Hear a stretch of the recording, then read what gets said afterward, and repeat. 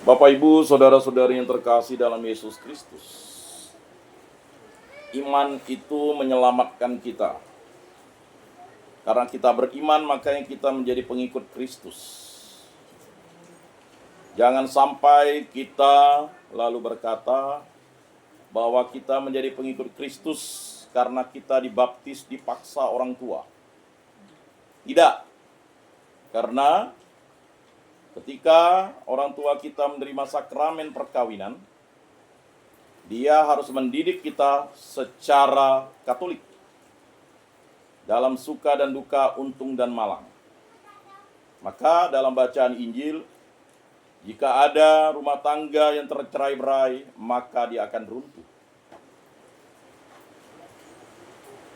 Saya ingat seorang public figure, fotografer. Dia seorang Katolik.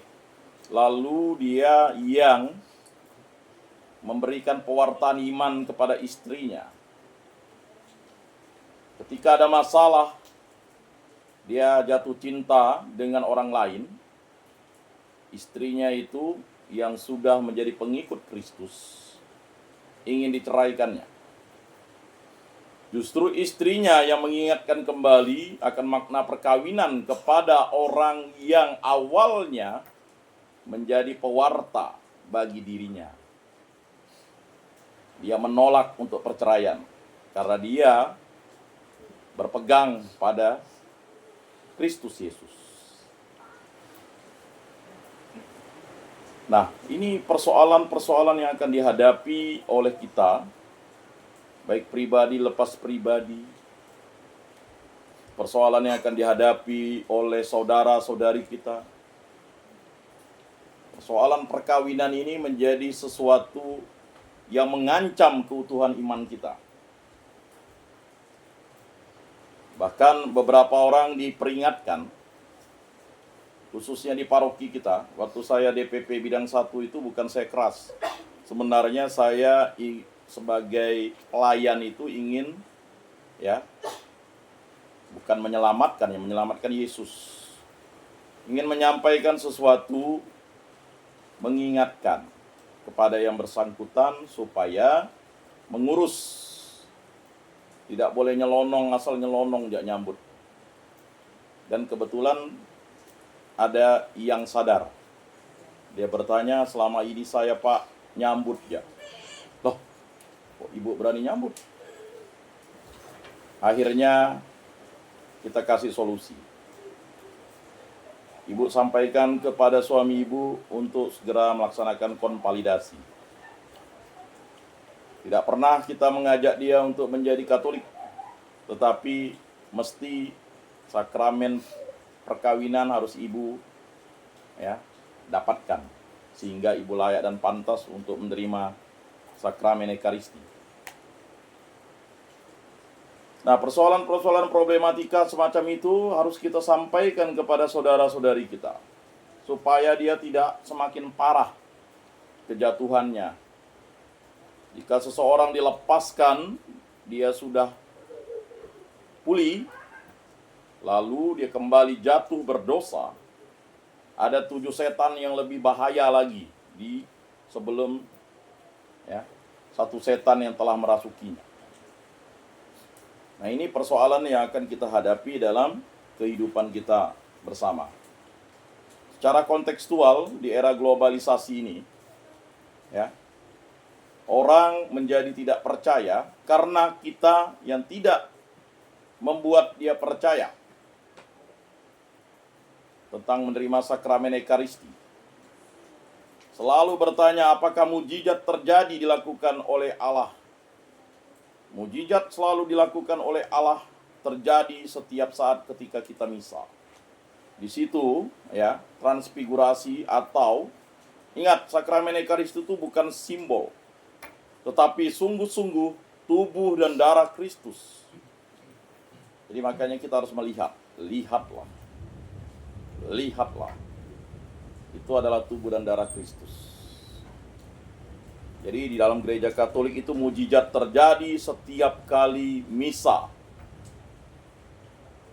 Bagi kita yang menganggap itu masih biasa-biasa saja, berarti kita belum melihat Yesus. Sabda sudah menjadi daging. Nah itulah dia. Tubuh dan darah Kristus. Bapak Ibu, saudara-saudara yang terkasih dalam Yesus Kristus.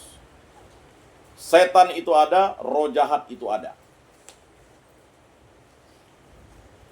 Jadi jangan pernah menyepelekan itu. Maka kita menggunakan persenjataan Allah untuk menghadapi setan itu. Karena setan itu selalu menggoda kita. Terutama bagi kita untuk tidak menerima sakramen Ekaristi. Tubuh dan darah Kristus. Karena dia menentang Kristus. Dia menentang Allah. Jangan pernah kita misalnya dalam keadaan apapun marah. Ngapainlah ke gereja? Itu bahaya. Itu ada kuasa jahat, roh jahat yang sudah merasuki kita.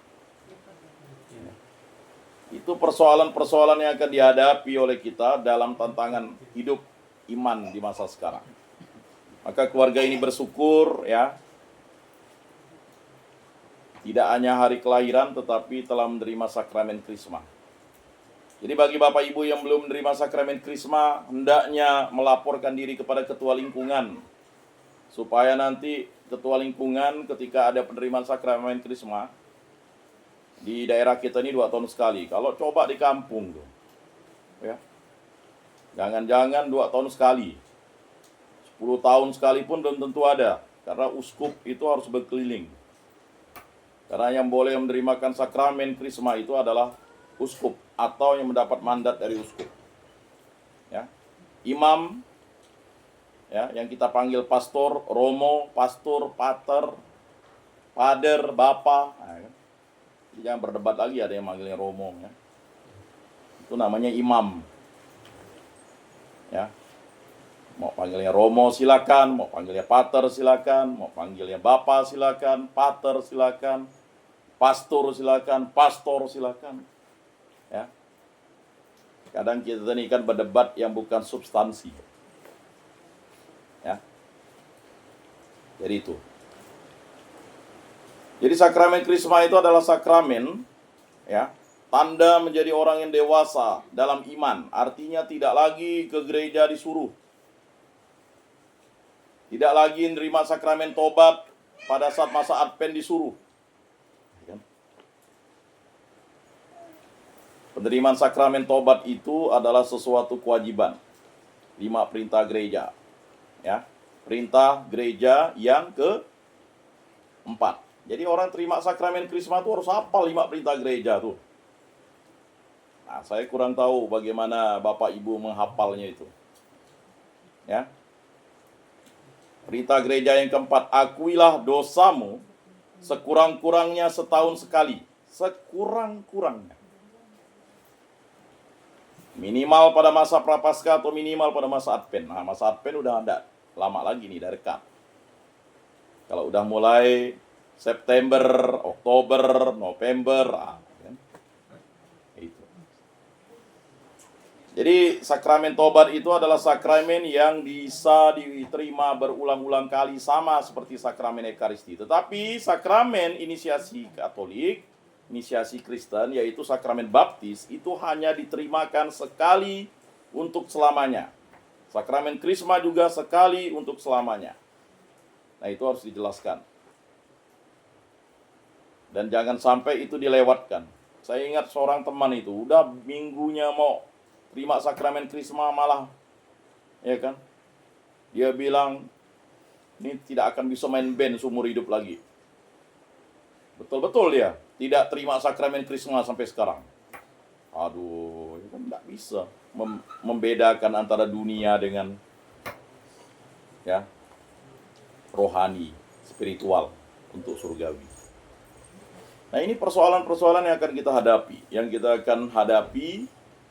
yang kita akan lalui dalam keluarga kita di zaman digitalisasi. Tidak bisa lagi kita bilang anak kita itu ya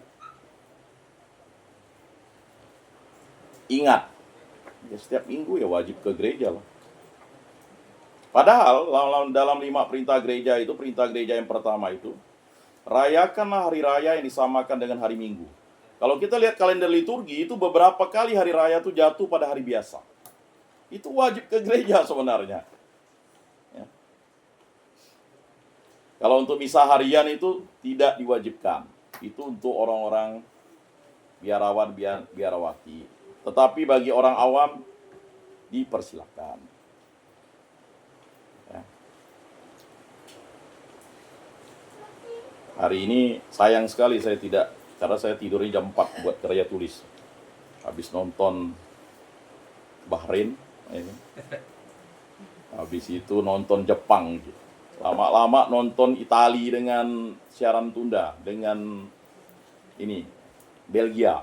Banyak bola. Jam 4 udah kepala pusing. Karena kalau pada doa rosario itu, misa harian itu dimulai doa rosario 4:30 pagi. Oh, kalau nah, itu tradisi yang kami bangun lah. Ya. Jadi bangun tuh kalau enggak jam 4 kan bisa telajak. Tapi saya senang. Karena di situ kita ramai orang yang memuji Tuhan. Saudara-saudari kita yang beragama lain dia memuji Tuhan pagi-pagi. Ya. Tetangga saya sudah buka pintu, saya bangun. Bersama-samalah memuji dan memuliakan Tuhan. Ya, di tempatnya masing-masing. Jadi kita terbantu. Saya ingat dulu kalau misalnya dia lagi bermazmur, ya kan? Saya pun bangun. Sebelah itu kan bermazmurnya mulai dari jam 2. Kalau udah bermazmur tuh bangunlah saya. Jadi udah siap-siap mau ke Bengkayang dulu. Sampai hafal dah. Ya, kalau enggak di sebelah sana, di sebelah sana. Jadi bagus. Mengapa kita lalu jengkel? Sekarang ini kan ya moderasi beragama itu. Jangan-jangan umat Katolik juga sudah mulai menjadi benci. Tidak mau mengunjungi saudara-saudarinya pada saat hari raya. Karena dia tidak mau mengunjungi kita. Padahal dulu misalnya waktu SD minum sama-sama satu pipet, satu gelas, ya kan? Kok udah dewasa jadi saling membenci kan? Jadi moderasi beragama itu mulai digaungkan itu tahun 2019. Sebenarnya moderasi beragama itu bukan memoderasi agama, tetapi moderasi beragama itulah cara kita beragama. Kalau kita yang biasa yang mengucapkan selamat, mengapa kita hentikan? Tadi di salah satu grup tuh, wah ini konsisten nih. Ya saya konsisten, itu tak itu ya saya ucapkan. Ya kan? Ya itu tak itu. Tiada terasa selama beberapa tahun ini saya membangun YouTube saya itu sudah hampir 5.300 video ya. Aktivitasnya biasa-biasa saja sebenarnya. Ya kan? Terkadang kita membangun sesuatu itu tidak. Bahkan yang nonton paling satu kak. Jangan-jangan yang nonton hanya saya sendiri kan. Tidak apa-apa juga. Ya kan? Biasanya sesuatu itu. Ya saya tidak merasa dikasihani. Karena kalau saya misalnya membuat itu bukan untuk ditonton. Tetapi sebagai bentuk ya, menyadarkan diri sendiri bahwa menjadi baik itu penting. Tetapi bukan hanya baik, harus benar kan. Kalau kita mau buat TikTok yang seperti entok-entok itu ya pasti ramai kan. Ada salah satu umat lingkungan kita tuh bilang kalau mau viral itu buat yang aneh-aneh. Prodiakon Rupinus ketahuan selingkuh, itu pasti ramai ditonton. Mengapa kita selalu heboh dengan hal-hal yang jahat? Hal-hal yang jelek? Nah ini harus dibangun kesadaran bahwa itulah gangguan setan, iblis, kuasa jahat, kuasa kegelapan dalam diri kita. Ya kan? Mengapa kita tidak berdamai? Ya kan? Dengan diri kita dan orang lain. Nah inilah yang diinginkan Yesus, bahwa roh jahat itu ya dia ada di mana-mana. Oleh karena itu, bila merasakan kehadirannya, dia harus segera diusir jauh-jauh. Diusir jauh-jauh. Dan memang itu nyata, ya kan? Waktu saya tinggal di Bengkayang itu suaranya nyata. Ini kalau lemah ini kita kalah nih. Kita nyimburkan air kudus, dia nyimburkan air kudus ke muka kita. Yang setan ini siapa nih, saya bilang. Selesai doa Bapa kami, Salam Maria 3 kali, kemuliaan langsung merinding. Waduh. Tapi semakin angker, semakin rajin kita berdoa. Ya. Turun ke WC, nyaman gak dia nakuti kita dari atas, tinju kepalanya. Orang lagi pipis kau nih, saya bilang. Ya. Kalau kawan saya sampai pipis di celana, gosok matanya ndak hilang-hilang, rambut panjang. Oh. Aduh bang, katanya, apa yang kau lihat? Gangguan. Ya kalau hanya 1-2 orang yang melihat sih, ini memang yang saya ingat satu orang polisi, kenal namanya, orang Sanggau, sampai nembak ke atas gara-gara ditakuti, melompat dari atas.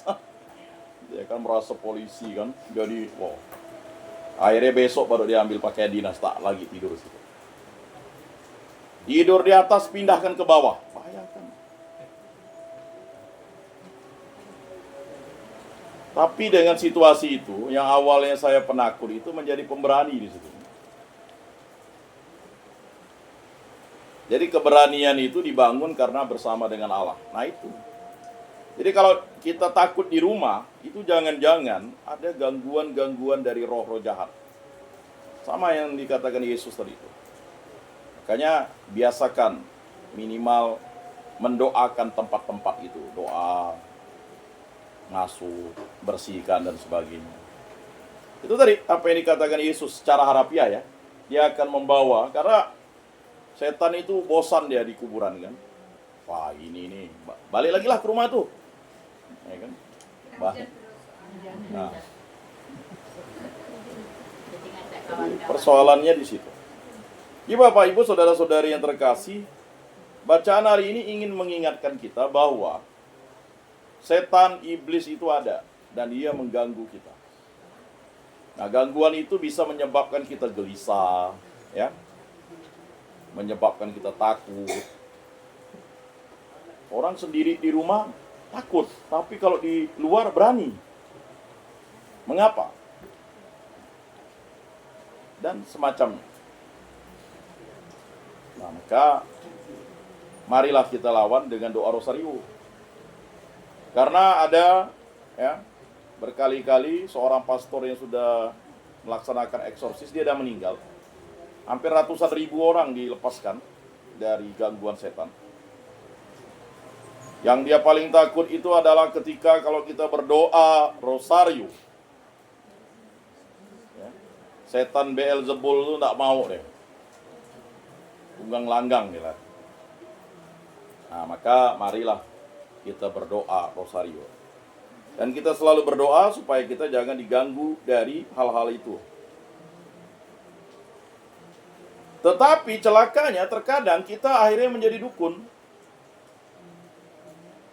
Rumah orang yang berantu kita pula suruh doakan. Dia enggak doa. Aneh. Nah gimana ya?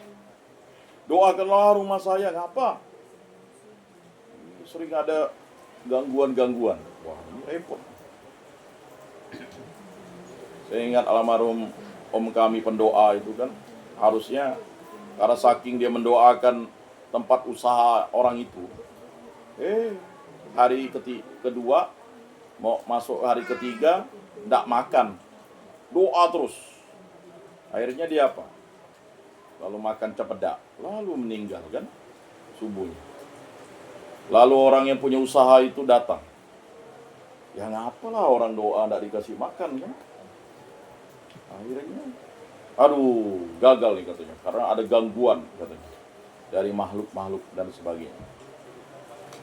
Ini persoalan-persoalan yang akan dihadapi kita selain gangguan-gangguan rohani itu.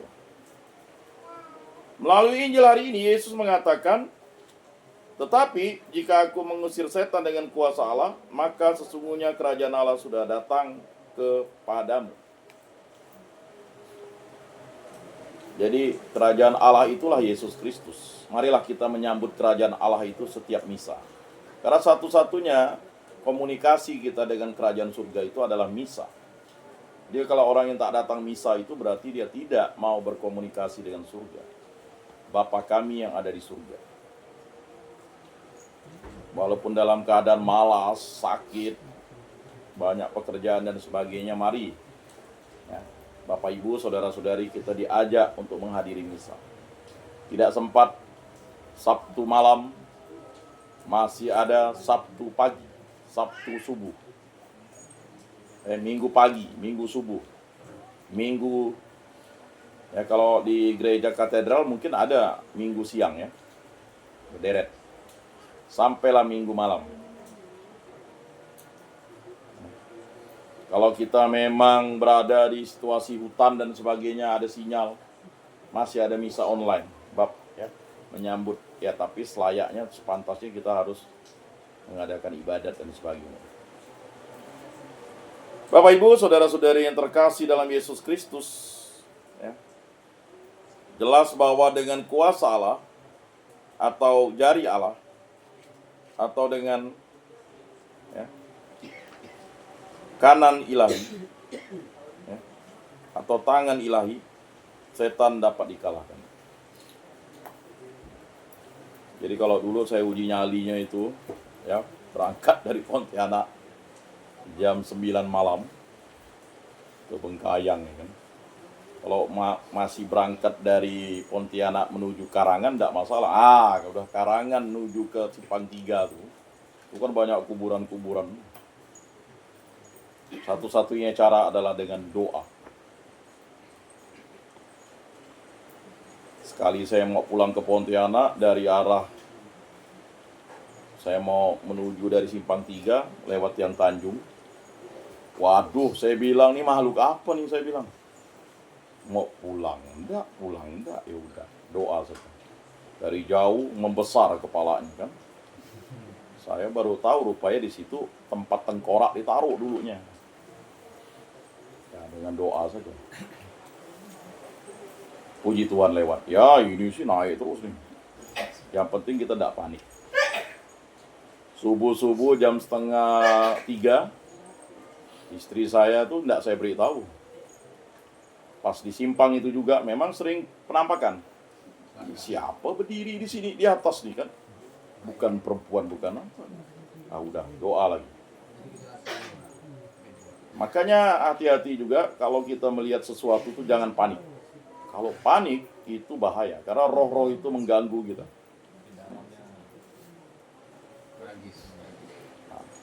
Jadi pernah saya pakai sepeda motor di Tiang Tanjung itu ya. Itu ada tikungan, jembatannya lama jadinya. Jatuh saya di situ. Sekali saya lagi pergi dari arah Pontianak, kecepatan 30 jatuh juga.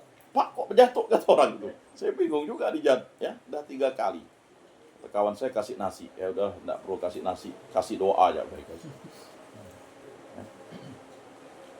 Ini persoalan-persoalan kalau misalnya itu ya. Memang terkadang doa itu jangan sampai putus. Dan pengalaman yang paling ekstrim itu ketika saya pecah ban itu bukan hanya 1, 2.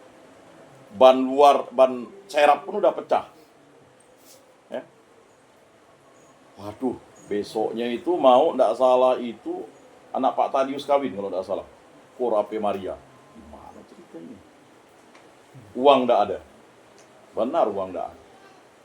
Tiba-tiba datang bapak itu. Ya. Saya ini sebenarnya mau pergi ke Tayan. Lalu kok perasaan saya ke sini ya Pak? Lalu saya juga mau ke sana Pak. Ke kampung itu. Tapi terlalu sedikit. Di Banuang tuh. Jadi kan saya udah tidak bisa ngapa-ngapa. Di Banuang namanya. Pakai, akhirnya kan sampai di situ. Pakai ban saya aja Pak. Nggak cocok karena bannya besar. Dah antar saya pulang, balik ke Simpang Ampar. Lumayan tuh Simpang Ampar ke situ. Ya.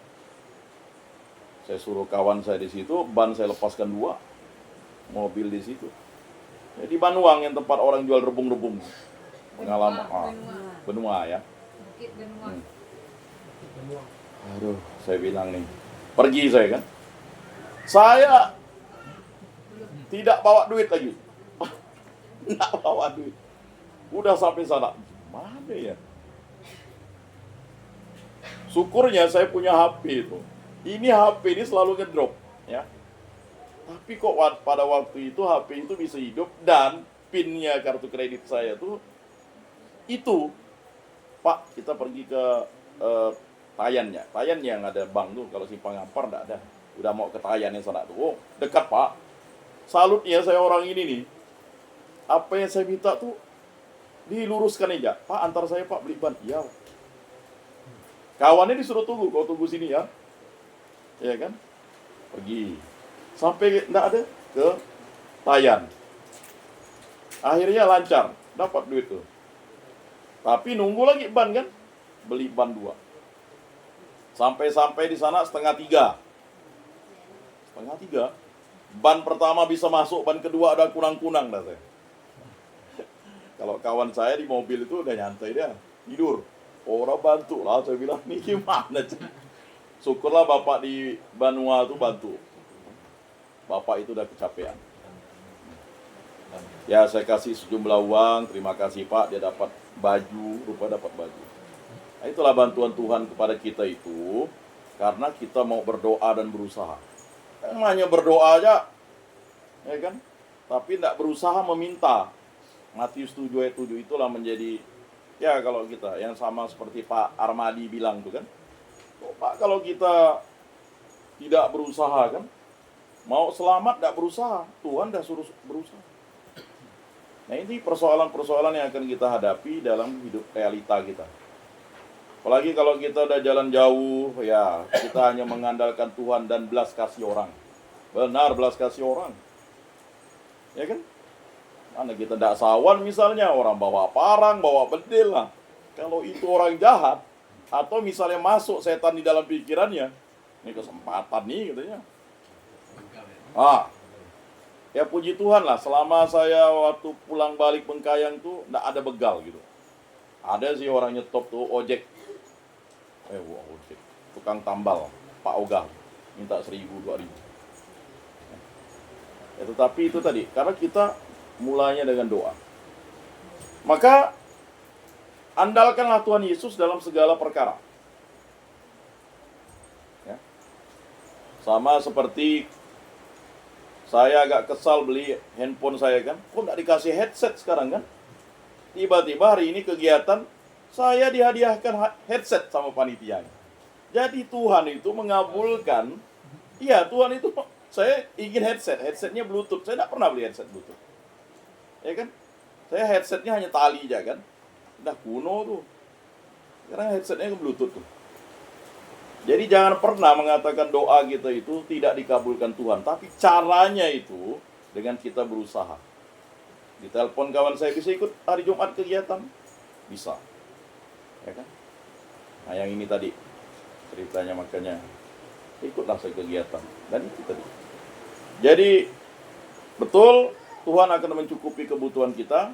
Dan bagi yang berulang tahun, Romeo, ya, mengandalkanlah Tuhan selalu. Apalagi ini orang muda nih ya, yang akan membantu kawan-kawannya. Jangan pernah lalu tidak mengandalkan Tuhan dan sebagainya. Kemuliaan kepada Bapa dan Putra dan Roh Kudus, seperti pada permulaan, sekarang, selalu, dan sepanjang segala abad. Amin. Marilah kita mengakui iman kepercayaan kita. Aku percayakan Allah, Bapa yang Maha Kuasa, Pencipta langit dan bumi, dan akan Yesus Kristus, Putranya yang tunggal Tuhan kita, yang dikandung dari Roh Kudus, dilahirkan oleh perawan Maria, menderita sengsara dalam pemerintahan Pontius Pilatus, disalibkan, wafat dan dimakamkan, yang turun ke tempat penantian, pada hari ketiga bangkit dari antara orang mati, Ia naik ke surga, duduk di sebelah kanan Allah Bapa yang Maha Kuasa. Dari situ ia akan datang. Ingat, aku percayakan Roh Kudus, Gereja Katolik yang kudus, persekutuan para kudus, pengampunan dosa, kebangkitan badan, kehidupan kekal. Amin. Mari kita menyampaikan doa-doa permohonan kita.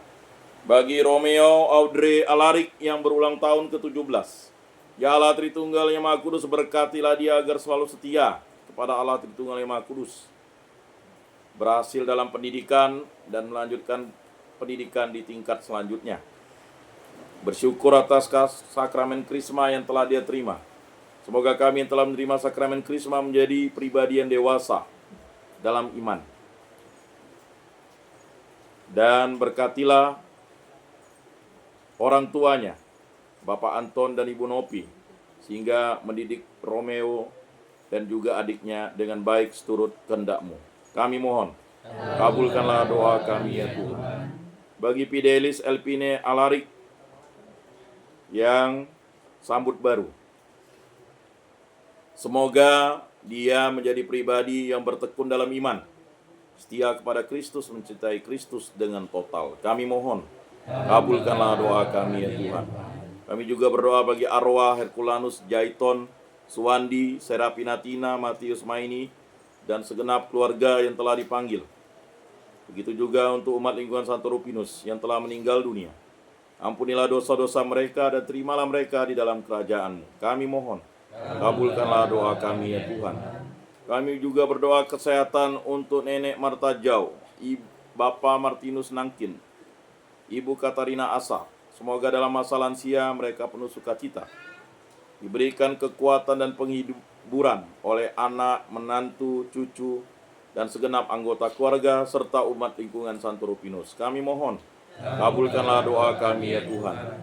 Kami juga berdoa semoga Rani Talia lulus tes CPNS. Begitu juga umat lingkungan Santo Rupinus yang mengikuti tes CPNS dan juga mengikuti tes di perusahaan swasta atau lembaga pemerintah dan swasta. Kami mohon, kabulkanlah doa kami ya Tuhan. Marilah kita menyampaikan doa-doa permohonan kita dalam hati kita masing-masing.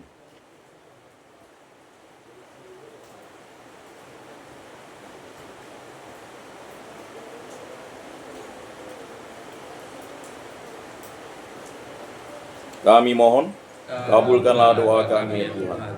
Allah Tritunggal yang Maha Kudus, demikianlah doa-doa permohonan ini kami sampaikan. Mohon ini kami serahkan perantaraan Tuhan kami Yesus Kristus, hidup dan beraja, kini dan sepanjang segala masa. Amin. Marilah kita menyatukan semua doa permohonan kita dengan doa yang diajarkan oleh Tuhan Yesus. Bapa kami yang ada di surga, dimuliakanlah nama-Mu, datanglah kerajaan-Mu, jadilah kehendak-Mu di atas bumi seperti di dalam surga. Berilah kami rezeki pada hari ini, dan ampunilah kesalahan kami, seperti kami pun mengampuni yang bersalah kepada kami. Dan janganlah masukkan kami ke dalam pencobaan, tetapi bebaskanlah kami dari yang jahat. Amin. Marilah kita memberikan salam damai. Salam damai. Saudara-saudari terkasih, Yesus bersabda, kamu memang sudah bersih karena firman yang telah kukatakan kepadamu, tinggallah di dalam aku dan aku di dalam kamu, sama seperti ranting tidak dapat berbuah dari dirinya sendiri kalau ia tidak tinggal pada pokok anggur. Demikian juga kamu tidak dapat berbuah jikalau kamu tidak tinggal di dalam aku. Oleh karena itu, marilah kita duduk dalam keningan untuk menyatukan diri dengan Tuhan yang kini hadir bersama kita. Berbicaralah dengan dia dari hati ke hati dengan mengatakan, Yesus datanglah dan tinggallah dalam hatiku, jadikanlah hatiku seperti hatimu. Kita ulang sebanyak 3 kali. Yesus datanglah dan tinggallah dalam hatiku, jadikanlah hatiku seperti hatimu. Yesus datanglah dan tinggallah dalam hatiku, jadikanlah hatiku seperti hatimu. Yesus datanglah dan tinggallah dalam hatiku, jadikanlah hatiku seperti hatimu. Mari kita buka Mada Bakti 155, 156. Mari kita daraskan bersama-sama.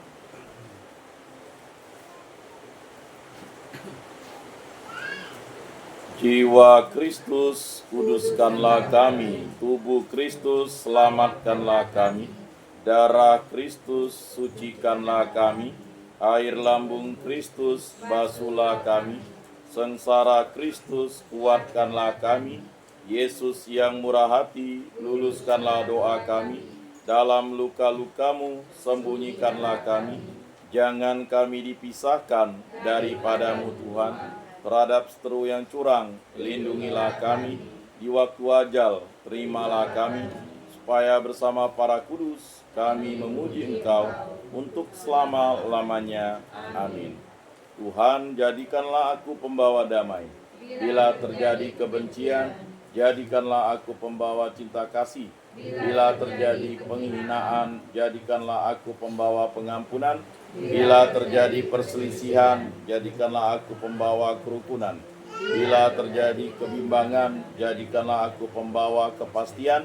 Bila terjadi kesesatan, jadikanlah aku pembawa kebenaran. Bila terjadi kecemasan, jadikanlah aku pembawa harapan. Bila terjadi kesedihan, jadikanlah aku sumber kegembiraan. Bila terjadi kegelapan, jadikanlah aku pembawa terang. Tuhan, semoga aku lebih ingin menghibur daripada dihibur, memahami daripada dipahami, mencintai daripada dicintai. Sebab dengan memberi kami menerima, dengan mengampuni kami diampuni, dengan mati suci kami bangkit lagi untuk hidup selama-lamanya. Amin. Salam Maria, penuh rahmat Tuhan sertamu. Terpujilah engkau di antara wanita, dan terpujilah buah tubuhmu Yesus. Santa Maria Bunda Allah, doakanlah kami yang berdosa ini, sekarang dan waktu kami mati. Amin. Kemuliaan kepada Bapa dan Putra dan Roh Kudus, seperti pada permulaan, sekarang, selalu, dan sepanjang segala abad. Amin. Terpujilah nama Tuhan Yesus, Bunda Maria dan Santo Yosef, sekarang dan selama-lamanya. Ya Yesus yang baik, ampunilah dosa-dosa kami, selamatkanlah kami dari api neraka, dan hantarkanlah jiwa-jiwa ke dalam surga, terutama mereka yang sangat membutuhkan kerahiman-Mu. Amin. Moga-moga jiwa-jiwa orang beriman beristirahat dengan tentram karena kerahiman Tuhan. Amin. Pertolongan kita dalam nama Tuhan yang menjadikan langit dan bumi. Para malaikat Allah, doakanlah kami. Para kudus Allah, doakanlah kami. Santa Maria Bunda Allah, doakanlah kami. Santo Yosef, doakanlah kami. Santo Mikael, Gabriel, Rafael, malaikat agung Allah, doakanlah kami. Santo Yohanes Paulus II, doakanlah kami. Santo Rufinus, doakanlah kami. Para kudus, pelindung, baptis, krisma, komunitas, kategorial, lingkungan, dan paroki kami, doakanlah kami. Marilah berdoa. Allah Tritunggal Yang Maha Kudus, kami bersyukur di hadirat-Mu. Kami hadir di rumah Bapak Anton keluarga ini. Semoga kami umat lingkungan Santo Rufinus saling bahu-membahu, saling bekerja sama, saling mendoakan, saling menguatkan, saling mengingatkan bahwa kami adalah milik-Mu dan harus setia pada Yesus Kristus Tuhan dan Juru Selamat kami. Berkatilah keluarga ini, berkatilah anaknya yang berulang tahun, berkatilah juga anaknya yang sambut baru, berkatilah juga orang tua, ibu, bapak, kerabat andetolan dalam keluarga ini. Begitu juga kami yang hadir di sini. Semua dari kami serahkan perantaraan Tuhan kami Yesus Kristus yang hidup dan meraja, kini dan sepanjang segala masa. Amin. Bapak, Ibu, Saudara-saudari terkasih, sebelum mengakhiri ibadat ini, marilah kita menundukkan kepala memohon berkat Tuhan. Semoga Tuhan memberkati kita, melindungi kita terhadap dosa, dan menghantar kita ke hidup yang kekal.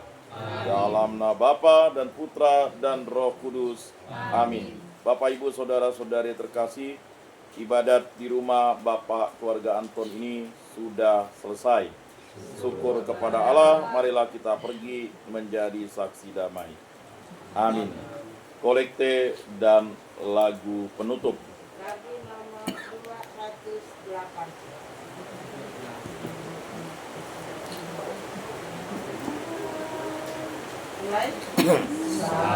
Salam Maria, Ratu Tuhan sertamu,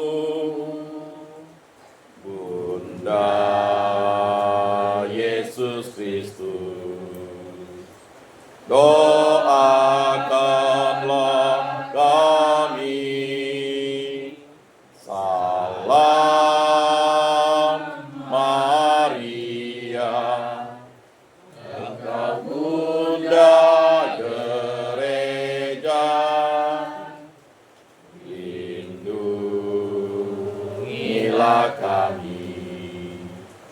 doakan putramu.